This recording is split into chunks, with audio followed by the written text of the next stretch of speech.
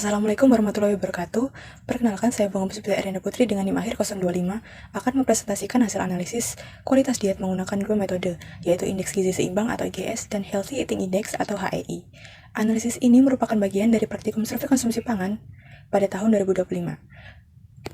Dalam beberapa tahun terakhir, penilaian kualitas diet tidak lagi hanya melihat satu zat gizi tertentu, tetapi menggunakan indeks pola makan. Menurut Harrison dan kawan-kawan tahun 2020, pendekatan ini dianggap lebih menggambarkan pola makan secara keseluruhan.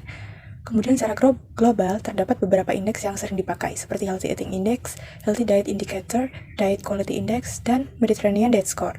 Berdasarkan data tahun 2015 dan Ramadan tahun 2021, di Indonesia Healthy Eating Index telah dimodifikasi menjadi Indeks Gizi Seimbang yang disesuaikan dengan pedoman gizi seimbang oleh Ramawati tahun 2015 dan Nutrianisa tahun 2021.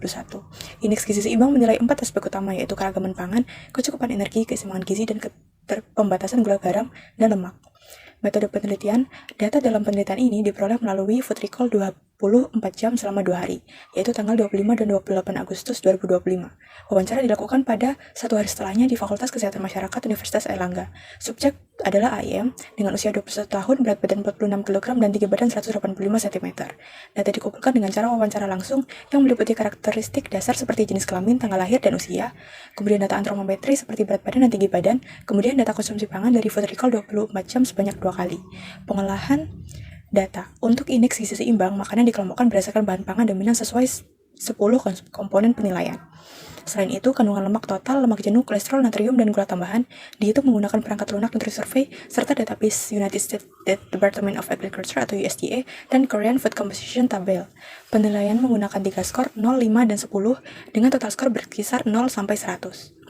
Untuk Healthy Eating Index, semua makanan di breakdown satu persatu, kemudian dikonversi ke cup equivalence atau ounce equivalence sesuai dengan standar USDA.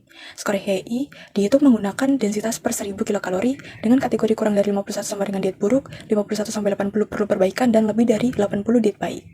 Kebutuhan energi dihitung menggunakan rumus Harris Benedict yang menyesuaikan usia, jenis kelamin, berat badan, dan tinggi badan. Kemudian didapatkan TEE sebesar 1988 kilokalori per hari.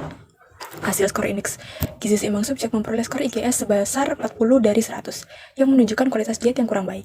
Sebagian besar kelompok seperti sayur, buah, susu, kacang-kacangan, dan karbohidrat sehat mendapatkan skor 0 karena tidak dikonsumsi sama sekali. Skor yang cukup baik hanya berasal dari komponen natrium, gula tambahan, dan lemak total. Secara umum, pola makan subjek sangat tidak beragam dan didominasi oleh makanan praktis, sehingga kecukupan pangan tidak terpenuhi. Hasil skor Healthy Eating Index adalah 37,58, yang termasuk Pure diet. Komponen penting seperti total buah utuh, dan lain-lain bernilai 0, karena tidak dikonsumsi sama sekali. Namun, karena konsumsi pangan sehat serat sangat rendah, total skor tetap rendah. Kelebihan dan kekurangan dari indeks gizi seimbang, yakni relevan untuk masyarakat Indonesia karena berbasis pedoman gizi seimbang. Kemudian penilaiannya sederhana karena menggunakan bahan pangan dominan, mudah digunakan dalam konteks praktikum. Sedangkan kekurangannya tidak membreakdown makanan campuran, sehingga kontribusi gizi dan setiap bahan kurang terlihat. Kemudian kurang sensitif terhadap variasi konsumsi kecil, dan belum memiliki batas kategori skor yang baku. Untuk kelebihan dan kekurangan Healthy Eating Index, kelebihannya ini lebih detail karena semua bahan makanan di breakdown satu persatu, kemudian menilai berdasarkan densitas per 1000 kilokalori, sehingga tidak bias oleh jumlah energi, dan kemudian telah divalidasi secara internasional. Kekurangannya adalah proses analisis lebih rumit dan membutuhkan waktu yang lebih lama. Kemudian bergantung pada data komposisi pangan luar negeri, dan standarnya mengacu pada Dietary Guidelines for Americans sehingga tidak selalu cocok kepada masyarakat Indonesia. Kesimpulannya, dari analisis yang dilakukan, skor indeks gizi seimbang adalah 40 dari 100, skor Healthy Eating Index adalah 37,58. Keduanya menunjukkan kualitas diet yang kurang baik dan perlu perbaikan. Asupan kelompok pangan sehat seperti buah, sayur, susu, whole grains, dan kacang-kacangan sangat rendah, sehingga pola makan didominasi oleh pangan olahan dan juga refined grains. Minimnya variasi pangan memungkinkan berkaitan dengan gaya hidup mahasiswa kos yang cenderung memilih makanan praktis dan murah.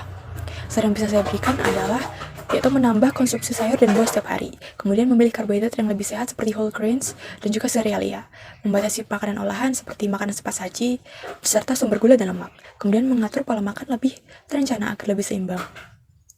Demikian presentasi yang dapat saya sampaikan. Terima kasih. Wassalamualaikum warahmatullahi wabarakatuh.